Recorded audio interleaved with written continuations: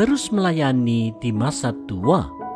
Refleksi pagi 2600. Di jemaat Efesus waktu dulu, ada sekelompok janda-janda tua yang ditugaskan oleh gereja untuk pelayanan pelawatan serta konseling kepada perempuan-perempuan di jemaat. Persyaratan seperti apa yang harus dipenuhi bagi tugas mulia ini?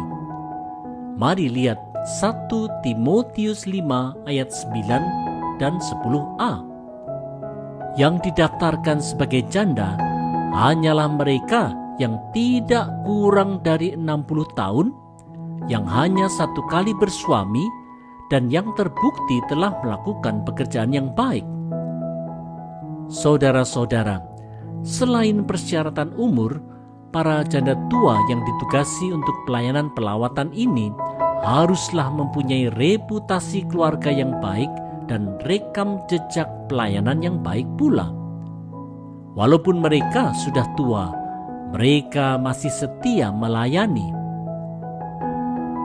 Saudara-saudara, pelayanan pelawatan dan konseling yang dilakukan oleh para janda tua bagi para perempuan muda adalah pelayanan yang sangat penting bagi pembangunan jemaat Tuhan yang sehat.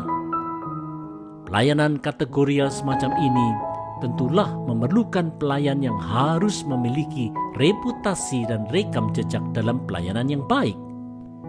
Bila tidak, para pelawat itu justru akan menjadi sumber gosip yang justru akan menghancurkan kehidupan jemaat. Bagi mereka yang setia melayani ini, benarlah yang dikatakan Amsal 16 ayat 31. Rambut putih adalah mahkota yang indah yang didapat pada jalan kebenaran. Seperti para janda tua yang terus melayani dengan setia, marilah kita juga terus melayani sampai akhir hayat kita.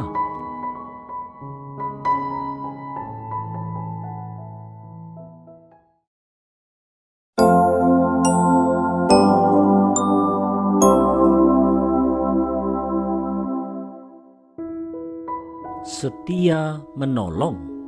Refleksi pagi 2601. Apa contoh pekerjaan baik para janda tua yang ditugasi sebagai pelawat dan konselor dari para perempuan?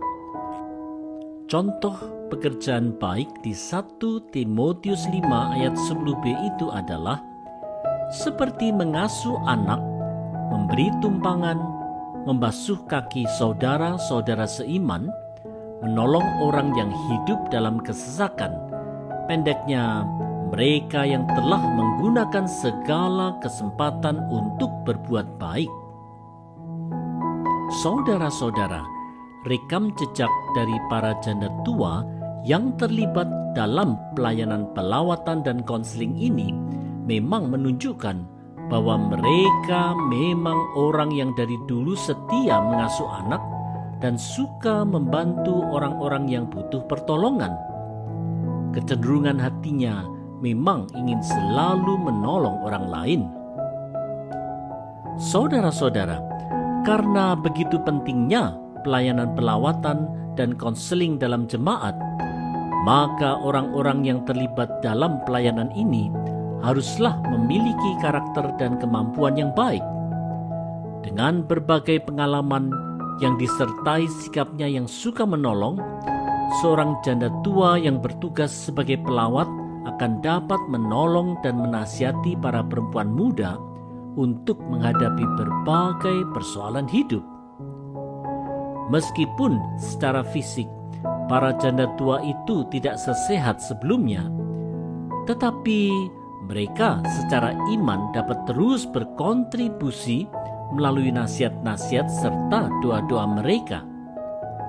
Karena itu, marilah kita juga belajar setia untuk menolong orang lain yang membutuhkan sesuai kapasitas kita masing-masing.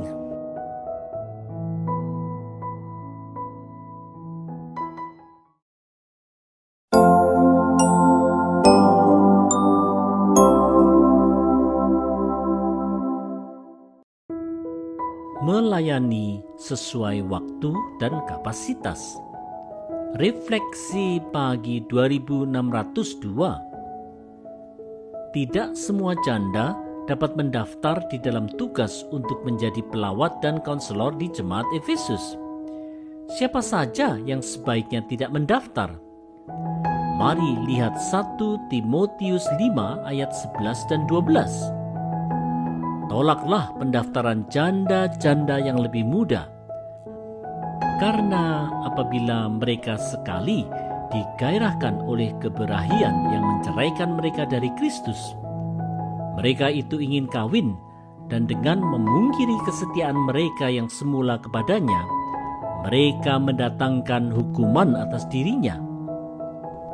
Saudara-saudara, pelawatan dan konseling memang memakan waktu, sehingga mereka yang mengemban tugas ini haruslah berdedikasi penuh untuk pelayanan ini. Tak heran kalau sebaiknya janda-janda yang lebih muda tidak mendaftar untuk pelayanan ini. Saudara-saudara, karena janda-janda yang lebih muda itu bisa saja akan menikah di kemudian hari, maka bila terjadi demikian, mereka tidak akan dapat lagi mendedikasikan diri sepenuhnya untuk pelayanan pelawatan dan konseling. Karena itulah Rasul Paulus melarang janda-janda yang lebih muda untuk mendaftarkan diri dalam pelayanan tersebut. Selain itu, bila misalnya sang janda yang lebih muda itu menikah dan mempunyai anak, maka ia bisa perlu waktu untuk merawat anak dan keluarganya, sehingga pelayanan pelawatan dan konselingnya akan terhambat. Hal ini kiranya mengingatkan kita semua untuk terlibat dalam pelayanan sesuai waktu dan kapasitas kita masing-masing demi kemuliaan Allah saja.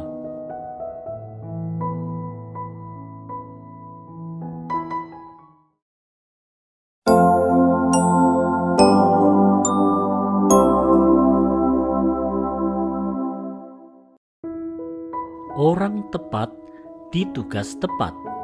Refleksi pagi 2603. Rasul Paulus menasihati Timotius untuk menolak pendaftaran janda-janda yang lebih muda untuk tugas pelawatan dan konseling kepada perempuan-perempuan muda. Mengapa demikian?